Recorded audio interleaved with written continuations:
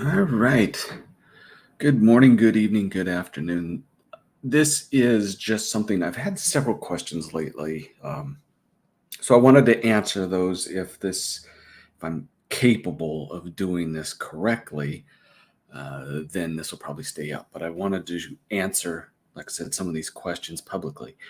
And in order to do so, there is a few pictures, and this is where I have a weakness because I'm not very good with StreamYards. Um, but we'll see if I can get these images up for whoever wants to see this later and make some explanations because the Blood Witch is a very complicated story. And it does have, like with the book covers, hi Kay, with the book covers and Mark, hey, with there are symbols that are used for each cover, and I wanted to explain those. But the biggest thing was, and this is what I've been getting recently, was questions about timeline. And I suck at Excel, and you guys will see it in a minute.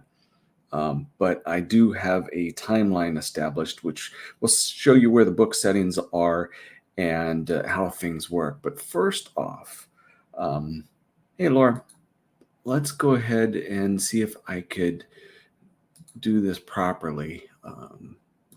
Like I said, I have a hard time with this. Here we have an image of this is something that's on the first Blood Witch book, not the first one released, but it's the history book of the Olganza. And this symbol here is supposed to represent what a healer mage symbol is. You know, you could think of like there's other things, Harry Potter or what have you, where they have different symbols for the different classes of magic. Well, this is the healer mage. Let me see if I can pull up. Is this showing up for you guys? No. Let me see if I could switch again. Again, I'm learning how to do this.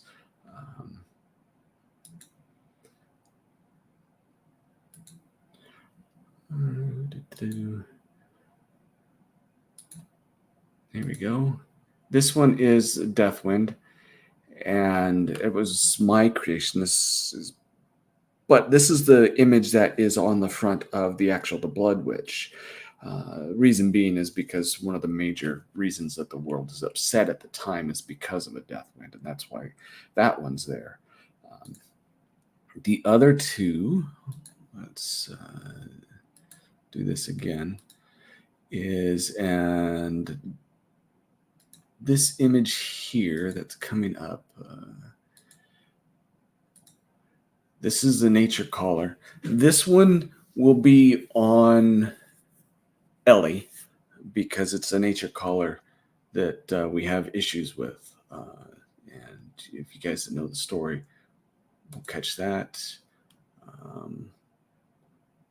Let's see. And this one that's coming up now is the actual Trotter cross. This is the representation of the family. When you see the gold cross on the purple field, for those of you that know the story, this is it. It's based on an actual cross that I did have. It's not a Christian cross, just a stylized cross with some gemstones in it, which I gave to my artist so that she can do that. And over time, things will change. There will be a little bit more diversity to it because when you see the timeline, you'll notice that over time things change. So this is how that one's going to go. Let's go ahead and end that. Now let's move on to, in the last book, the one that I'm doing now, it will have all four of those symbols on it. But this is to answer the main questions that I've been getting recently, and they're very valid. So here it is. This is the timeline for the entire book series, and it covers quite a long space of time. It goes from the beginning over here, where You could see the events, Age of Tranquility. That's when the Mage Star first shows up. Now, you can see on these pillars, and I can't see the chat, sorry. Like I said, I'm not good at this. You can see each of these pillars represents a different event, but it doesn't necessarily mean it fits the time frame yet. And I'm going to need to get I don't want to pick on my artist to do this, but I'm going to see if I can find somebody that actually can do this to where it looks stylized, the dates will be correct and everything. But at the Age of Tranquility, there was nothing going on. It was a harmonious world. The Age of Blood of Fire, or where it has the first Mage Star, that's the first line over here. That is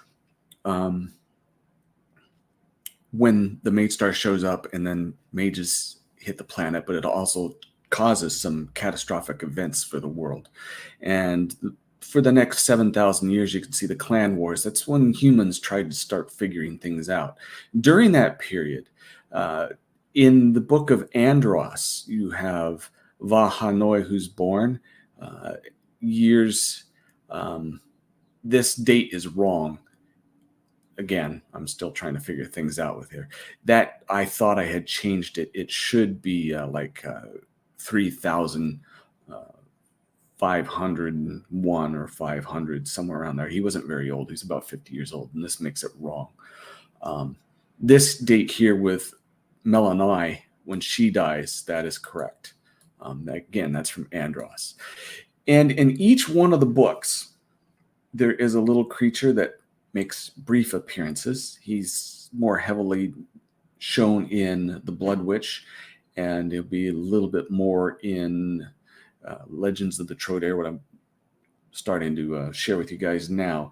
This is when he was born. He's that Rang creature that gets very, very old. Dragons go into hiding. Again, that's stuff that's mentioned in the Andros book, but we haven't started any of the timelines of the book yet. Eventually, the Age of Blood and Fire ends. The people figure things out, and they establish their first real government about 7002. And in order to deal with the mages, to prevent them from going haywire and to help them develop, they start a mage college in 7314. And it works very well until 10,359 when Jonna is born, and she's bad news. When she's born, you could see the fall of the Old Kingdom. She pretty much devastates most of the world. And that's when the New Kingdom comes in. And here we have the beginning of the Organza story. Mages of Hannah, Plodo, and Othin. This is when they were born. And this is when Ag as a nation starts. It's not very big. They go through a lot of troubles. It's basically based on the Sentin War. These two spaced out, it looks like it would be about 400 or 500 years. It actually should be really close together. Again, I got to get somebody who knows how to do these things. I suck at Excel, don't know how to do it. I don't have the years on the base, so we'll get that figured out. And this is, during this time, this is basically the Organza story. That's all right in here. Where the first book is. So this is the time frame. And eventually this chart will have it marked off. This is where the Organza story happens. Starts off with Hannah, ends with Plodo. And then this is where Andros is born. There's a little mix-up from one of my readers says that I have it set 400 years further, and I don't believe I do, but I got to go through and make sure because this date is correct. Andros is a Trodaire, one of the royal family. He's a blood witch, and his story takes him, throughout his whole life. It's one of the few stories where you follow the person throughout their entire life. And then the one that was just finished, this is when Ellie was born. And this timeline here should be a lot closer. Ellie was born. The Trodaire were still in charge of the kingdom. But at the end of that, for those of you who follow the story, know that they have to get one of the Polk family from the islands to run it because of some serious mistakes that the Trodaire family did. And This one also should be really close. I have it, it's underneath, spaced out, but this is where the Trodaire, they change their name to Troder and go into hiding for a little while, just to assure that there's a good transition of the kingdom. And these aren't really any big spoilers, so don't worry about it. If you haven't read the stories, it's not that big of a deal. It's not going to really change too much. I mean, there's a little bit of spoilers in it, but sorry about the phone, but that's just how it is. And this is Birth of Tauren King, Cyng. That's an ancient spelling. Some of you people are saying sing, but it's king. This is Tauren King. And right after that, this should be almost a year and a half later. That's when Veronica Troder is born. She's the next Blood Witch. This is where the actual Blood Witch story happens. From here, go through the War of the Kings, or the Queens, and it ends about, time-wise, it's about 6 years, but this shows it to be 1,000 years. It's not. It's, the dates up here are correct on each of these items. And then at the end of the Blood Witch, you find out that 2,000 years later, the Mage Star goes away. But the mages, some of the seers, some of the things know that this is going to happen. And they make some plans, do some magic to assure that some things don't leave the world. And it changes the Troder bloodline to where not just a Blood Witch, but they also have magic. And that is where we start off with, over here, the birth of Heather and Lake. And Ag eventually becomes a republic. They lose their monarchy on purpose. There's a good reason for it.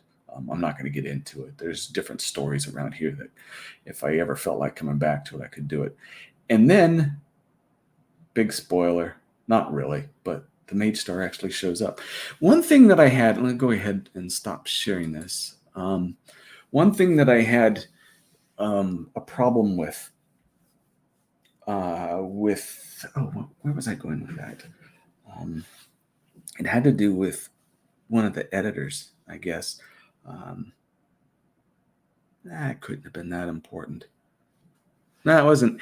Either way, yeah, spoiler.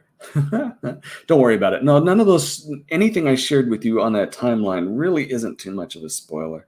The stories are still pretty solid. But I wanted to make sure that got set up for, like I said, I've had a few people recently want to know, because some person was looking for all the books thinking that they were all out, and I just, for the Blood Witch line, there is just the Organza and the Blood Witch. The Reach comes out next, which is not related to anything else, and then we'll go into Andros, so that would be the second part of the timeline. So I wanted to make sure that you guys saw those, and if this video actually comes out reasonable, or if I don't have to cut it up too much, I may leave it up. But while I got you here through this 15 minutes, if any of you had any questions, we'll go ahead and run those. But other than that, I think I've done what I wanted to do today. So let me say hello to, of course, Laura. Thank you for being here as always. And Zod, and thank you for the invite the other night. That was fun. I really appreciate it. Kay, as always. Dante, a fellow writer, good friend of mine. Well, not a good friend. He's quite evil. He writes very, very horror. He's a horror writer, and his stuff is awesome. And the infinitely mad, who's mad at my phone. Oh, look who's here. Haven't seen you from forever. Brandon, Looney Tunes Fan 2000. Hello, buddy. Of course, Chris, as always, and I will never give him a wrench because I want him to relax. And Project Storytime, a.k.a. Kurt, the Kurt imposter. So no, thanks for coming out. And again, if there aren't any questions right away, I am going to go ahead and end this. So thank you all, and have a wonderful day.